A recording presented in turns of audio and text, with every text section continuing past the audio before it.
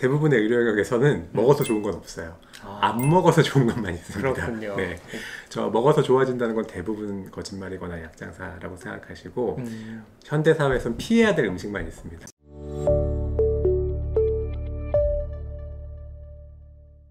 안녕하세요. 의대생TV의 최영준입니다. 오늘 명예전당에서는 분당서울대병원의 강시혁 교수님을 모시고 이야기를 나눠보겠습니다. 분당서울대병원 순환기내과에서 일하고 있는 강시혁이라고 합니다. 반갑습니다. 교수님 전문 분야가 고혈압이라고 들었어요. 그래서 제가 고혈압에 대해서 좀 궁금했던 것들 여쭤보려고 그러는데, 고혈압, 이 질환에 대해서 진단 기준이나 정의 같은 거 좀 짧게 얘기해 줄 수 있을까요? 고혈압은 이제 혈관 안에 혈압이 높은 상태를 이야기하고요. 엄밀하게 말하면 고혈압은 병은 아니에요. 아, 그런가요? 병은 증상이 있고 문제가 있는 상태를 병이라고 그러는데, 고혈압은 증상은 없거든요. 고혈압은 이런 현대사회의 주요 질환들을 일으키는 중요한 원인이거든요. 원인이군요. 네, 아주 오래전에는 1900년대 초만 해도 혈압은 당연한 거라고 생각을 했었었고, 연세가 들면 기능이 떨어지기 때문에 혈압이 올라가야지만 생활이 가능하다 이렇게 생각을 했었었는데, 반대로 혈압을 낮췄더니 더 오래 살더라라는 걸 알게 되면서 혈압을 떨어뜨려야 된다고 하게 됐고, 그래서 고혈압이란 정의가 생겼고요. 고혈압의 정의가 계속 바뀌어 왔어요. 근데 그렇군요. 상당히 오랫동안 지금 유지되고 있는 혈압의 기준은 140에 90. 140. 네, 수축기혈압 140, 이완기혈압 90. 둘 중에 하나라도 높으면 고혈압이라고 부르고요. 혈압이 낮다고 해서 병은 아니거든요. 혈압이 낮은 사람들이 있고, 여학생들은 120에 80 안 되는 친구도 되게 많을 거예요. 사실 낮으면 낮을수록 좋은 거예요. 심혈관 입장에서는. 그렇군요. 네. 낮다고 병은 아니고, 이제 높은 걸 어디를 병이라고 정의할지는 약간 통계적인 고민도 필요하고, 정책적인 고민도 필요하고, 비용 효과적인 의학적인 고민도 필요한데, 그런 고민들 속에서 140에 90으로 되어 있고. 그러면 대중들에게, 국민들에게 더 건강의 목적을 증진시키기 위해서 기준을 좀 낮춘 것도 있다고 봐야겠네요. 네, 우리도 아마 130에 80으로 내려갈 거예요. 네, 아직은 우리가 130에 80으로 하면 혼란이 많을 거거든요. 130에 80으로 낮추고 나면 약을 먹어야 되는 사람들의 숫자도 엄청 늘어나기 때문에, 사람들이 내가 지금 약을 먹어야 되냐 안 먹어야 되냐 이런 고민들이 있어서 받아들이는데 시간이 좀 걸리는 건데, 우리도 장기적으로는 더 잘 조절하면서 130에 80으로 내려갈 겁니다. 그렇군요. 고혈압, 그 원인은 뭐라고 생각하시나요? 네, 고혈압 원인은 여러 가지고요. 말씀드린 것처럼 이제 연세가 드시면 혈압이 올라가는 건 좀 어쩔 수 없어요. 그건 이제 혈관이 딱딱해져서 그렇거든요. 그렇군요.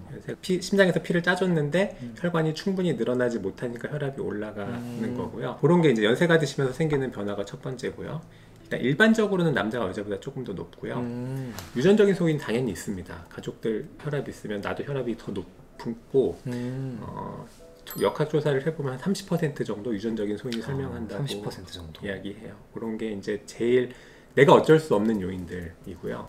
내가 어찌할 수 있는 요인들 중에는 식습관, 짜게 먹는 식습관, 불규칙한 식습관이라든지, 술 마시고 나면 또 다음날 혈압 많이 올라가거든요. 그다음에 담배 피면 또 혈압 올라가고, 운동하면 혈압 떨어지는데 운동 많이 안 하면 혈압 올라가고, 이런 생활 습관들도 상당 부분 기여를 합니다. 방금 식습관 얘기가 나와서 그런데, 최근에 기사들이나 뉴스에서 짜게 먹어도 괜찮다 이런 식의 뉴스가 나온 거 제가 봤거든요. 네. 혹시 교수님도 그 얘기를 들어본 적이 있으신가요? 네네. 그것도 이제 연구가 RCT가 있었던 내용인데, 수면과 혈압을 결정하는 굉장히 중요한 요소인데, 요거를 얼마까지 줄여야 되는지가 논란인 거예요.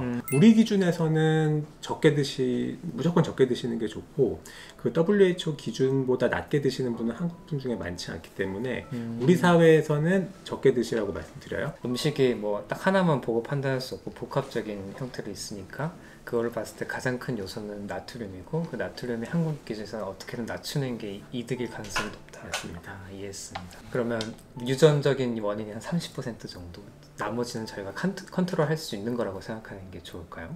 뭐 성별 연령 어쩔 수 없는 거니까요. 사실 유전적인 합치면 50% 이상일 거고요. 근데 생활 습관만으로 혈압을 조절하기는 좀 쉽지 않아요. 이제 학교에서도 배우실 거예요. 네네. 고혈압 있으면 먼저 생활 습관 조절해보고, 맞습니다. 안 되면 이제 약 먹고 하는데, 대부분 약 먹거든요. 어쩔 수 없어요. 약 먹게 되는데, 생활 습관 개선만으로 혈압이 떨어지는 효과가 정말 잘하지 않으면 한 5에서 10 정도예요. 근데 혈압약 하나를 먹으면 혈압이 한 10에서 15, 20까지도 떨어지거든요. 그래서 생활습관 개선을 열심히 해도 혈압약 하나만큼 효과를 보기는 쉽지 않아요. 처음부터 약을 시도하지 않고 생활습관 해보고 약을 넘어가는지, 뭐 처음부터 동시에 병행 안 하는지. 네, 좀 네, 좋은 궁금합니다. 질문이고요. 똑같이 혈압을 떨어뜨려도 약 안 쓰고 생활습관만으로 떨어뜨린 사람이 더 오래 살거든요. 아, 그러니까 혈압 강화 효과 이상의 효과가 있어요. 그런 운동하고 하는 건강한 생활 습관은 혈압만 떨어뜨리는 게 아니라 다른 신진대사도 개선시키잖아요. 그래서 효과가 더 좋습니다. 장기적으로는. 그렇군요. 그게 첫 번째고요. 그 다음에 혈압약이 그리 나쁜 약은 아니지만 안 먹을 수 있으면 안 먹으면 좋죠. 사실은 혈압이 정상인 사람들이 혈압약 먹어서 굳이 낮출 필요는 없는 거니까 내가 노력을 하는 데까지 해도 안 되면 그때는 안 먹는 것보다 먹는 게 훨씬 나은 거고요. 생활습관으로 조절할 수 있으면 물론 그게 최선입니다. 아, 그렇군요. 될 수 있으면 가장 좋은 방법을 시도해 보는 거군요. 좀 사이드로 더 추가한다면 뭐 영양제나 좋은 음식 같은 거 이런 건 추천할 게 있을까요? 대부분의 의료역에서는 먹어서 좋은 건 없어요. 아, 안 먹어서 좋은 것만 있습니다. 그렇군요. 네. 먹어서 좋아진다는 건 대부분 거짓말이거나 약장사라고 생각하시고 현대 사회에선 피해야 될 음식만 있습니다. 옛날에 우리가 수렵 채집인 시절에는 못 먹어서 굶어 죽었기 때문에 먹는 게 중요했어요. 근데 그렇게 수십억 년을 지나한 우리가 지금 먹을 게 넘쳐나는 세상이 됐거든요. 그렇죠. 먹어서 좋은 건 없습니다. 소금 적게 드셔야 되고요. 기름 적게 드셔야 되고요. 식사 양도 늘리지 않도록 주의하시는 게 더 필요합니다. 뭔가 하는 것보다 피해야 되는 게 중요하다는 피해야 뜻이군요. 될 게 훨씬 더 많습니다. 알겠습니다. 고혈압에 대한 전반적인 치료까지 좀 들었는데 이제 치료를 하면서 교수님한테 계속 외래를 볼 거잖아요. 근데 교수님이 계속해서 반복적으로 좀 교육을 하게 되게 되는 내용이 있을까요? 뭐 세간의 오해라든지 네. 많은 사람들이 궁금해하는 사항이라든지. 네. 그래서 처음에 혈압약을 먹자 그래서 동의를 잘해요. 요즘에는 잘해요. 옛날처럼 혈압약 안 먹겠다는 사람 많이 줄었는데 혈압약 먹고 한 2번쯤 만나서 잘 조절됐네요. 이제 됐네요 하면 그럼 끊어도 되나요? 졸업해야 되나요? 네. 네, 아쉽지만 아직은 한 번 먹어서 혈압이 사라지는 약은 아직은 없고요. 혈압을 떨어뜨리는 약들이라서 끊으면 그냥 그대로 다시 올라가거든요.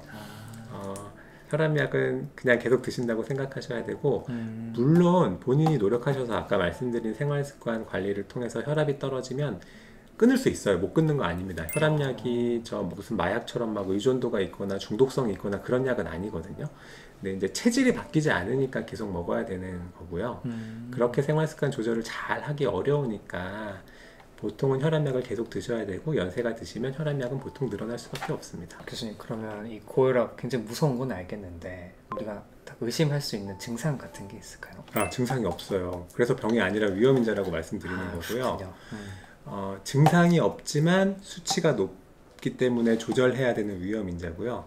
그래서 혈압을 재야지만 알 수 있어서 혈압을 자꾸 재야 된다고 말씀드리고요. 머리 아프면 혈압이다 이렇게 이제 오랫동안 알려져 왔었어요. 두통 있으면 약을 안 먹던 시절 얘기예요. 그거는 혈압이 200 이렇게 병원에 오던 시절의 얘기고 120에서 130, 140, 160까지 아무 증상 없고요. 되게 예민하신 분들만 한 160, 150, 160에서 좀 느끼고 대부분은 180, 200대도 아무 증상 없으세요. 혹시 고혈압 약에 대해서 좀 더 여쭙고 싶은데 약값이 얼마나 되나요? 약값은 많이 안 비싸요. 고혈압약은 첫 번째는 보험 적용이 다 되고요. 두 번째는 약이 개발된 지 대부분 오래된 약들이기 때문에 이미 경쟁도 시장에서 치열하기 때문에 약가는 굉장히 싸고 개발도상국에서도 먹어야 되는 약이기 때문에 고혈압 약들은 이제는 뭐 많은 사람들이 먹을 수 있게 싸게 나와 있고 한국에서는 개인적인 경제적인 부담 때문에 약 드시지 못하는 분은 별로 없으실 거예요. 부담이 되시면 이미 국가에서 여러 가지 사회보장망들을 통해서 지원을 해드리고 있기 때문에 한 달에 몇만 원 이상 나오시는 분들이 있습니다. 그렇군요. 부담 없이 치료받으면 되겠네요. 네. 마지막으로 교수님이 좀 전하고 싶은 메시지라든지 세간의 오해라든지 그런 자유롭게 한마디 해주시면 감사하겠습니다. 네. 요즘 이제 학회에서 중요하게 생각하는 고혈압 이슈는 젊은 고혈압을 찾는 거거든요. 고혈압 인지율이 제일 낮은 층이 30대 남자예요. 30대 남자. 네, 저도 저 40대 초반부터 혈압약을 먹었는데 만약 제가 40대부터 혈압을 조절을 안 하고 60대까지 갔어요.